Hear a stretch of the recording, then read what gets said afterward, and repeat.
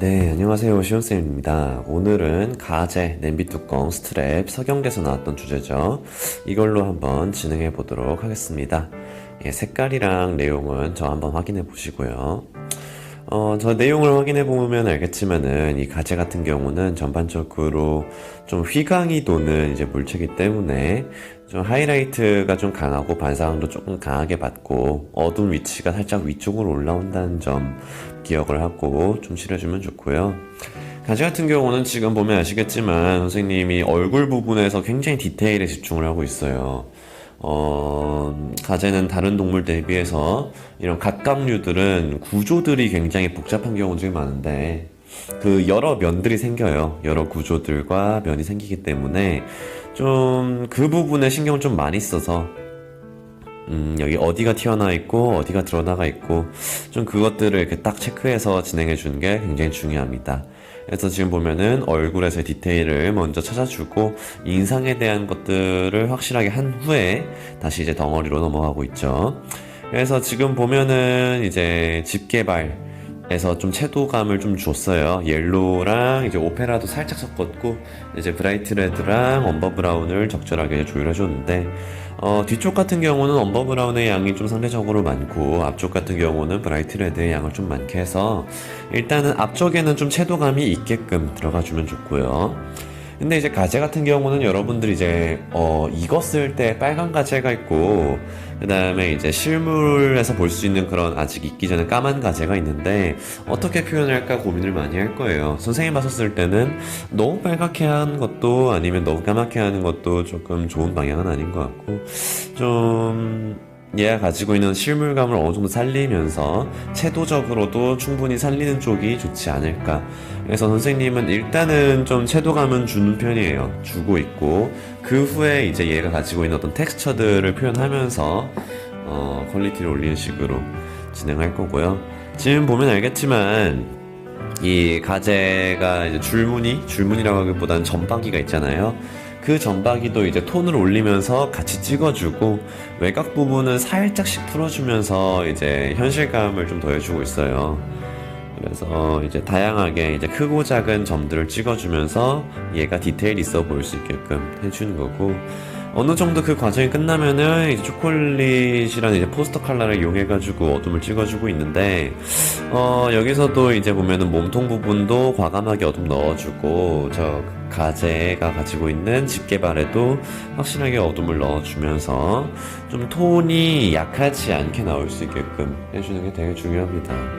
가끔 이제 너무 밝은 묘사에 치중하다 보면은 어두운 묘사 칠할 곳이 없기도 해요. 반드시 좀 충분한 양의 어둠을 확보할 수 있게끔 그림을 그리는 것이 내 그림이 조금 더 돋보일 수 있는 그런 힘을 가진다는 거 이제 절대 잊으시면은 안 되고요.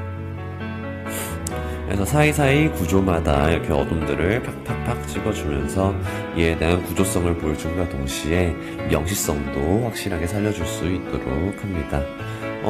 사이사이 어둠들을 확실하게 잘 응용을 해주는 편이 그 디테일을 올리는데 굉장히 좋아요.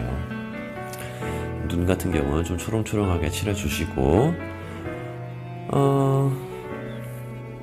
지금 보면은 어둠끼리 가끔 너무 따로따로 찍혀 있으면은 그림이 되게 산만해 보이는 경우들이 많은데 선생님 그림에 보면은 어둠들이 자연스럽게 하나의 라인으로 점점점 이어지고 있는 걸 볼 수 있어요. 저런 거 이제 어둠을 묶는다고 표현하는 건데 그림을 그릴 때는 저런 식으로 좀 어둠의 라인을 좀 만들어서 좀 그게 적절하게 이어질 수 있게끔 그렇게 그려주는 편이 되게 좋습니다. 그래서 이제 가재 같은 경우는 또 메인이기 때문에 선생님이 신경을 조금 더 써서 자세하게 그리고 있고요. 지금 보면은 초콜릿도 반사광 부분에선 약간 담채로 풀리게 되면서 저기 이제 반짝거리는 느낌들을 잘 전달을 해주고 있고요. 그 다음 이제 얘 가재 뒷부분 같은 경우도 어둠이 좀 위쪽으로 상대적으로 좀 올라오고 그 안에서 하이라이트가 발생할 수 있게끔 그렇게 이제 그려줬죠.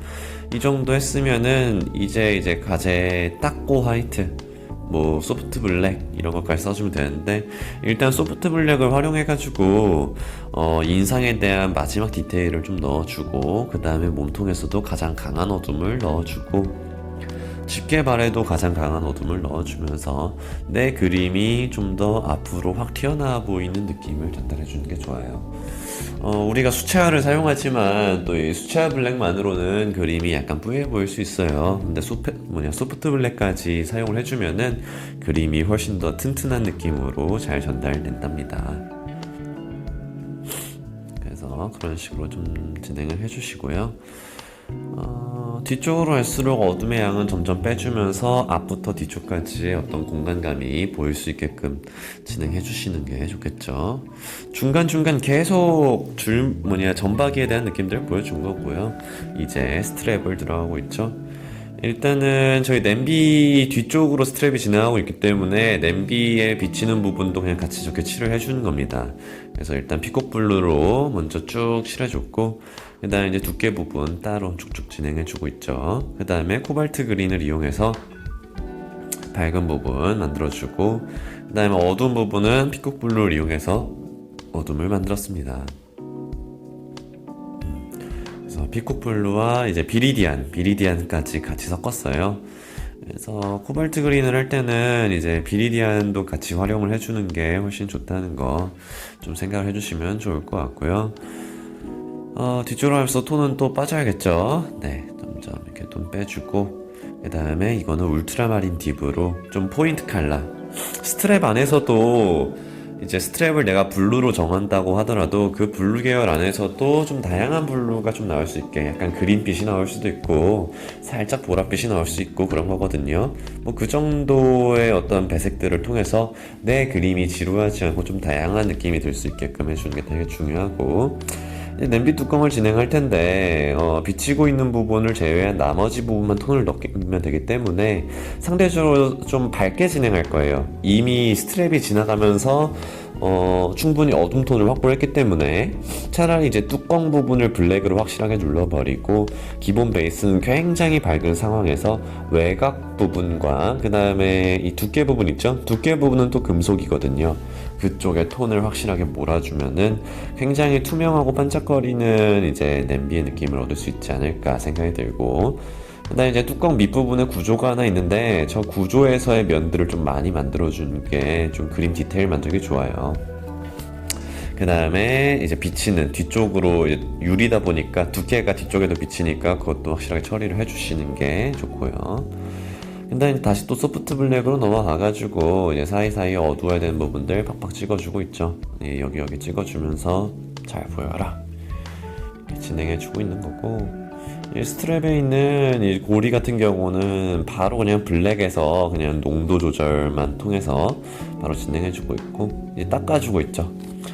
냄비 같은 경우는 좀 확실하게 팍팍팍 닦아주고 비친 거 위에도 닦아주면서 얘는 반짝거리는 냅니다. 이 느낌을 좀 잘 보여주도록 해요. 가재 같은 경우도 사이사이 그런 부분들 신경 좀 써주시고, 뭐 스트랩에다가는 굳이 찍을 필요는 없겠죠. 자, 화이트의 시간이 왔습니다. 화이트로 구조에 대한 정리 탁탁탁 넣어주고, 특히 저 뚜껑 아래쪽에 화이트 집중해줘서 묘사에서도 완급 조절이 있을 수 있게끔 그렇게 이제 진행을 해주는 거고요. 근데 이제 가재 같은 경우도 반짝거리는 자연물이기 때문에 좀 화이트를 적극적으로 좀 써주는 게 좋고, 선생님 같은 경우 이제 가재는 좀 바다에서 사는 뭐 민물 가재도 있고 물에서 사는 애다 보니까 중간중간에 약간의 물방울 같은 거를 좀 적절하게 좀 넣어줬어요. 너무 튀게 쓰기보다는 이런 식으로 넣어봤죠. 오늘도 이렇게 완성해봤는데 여러분들도 잘 해보세요.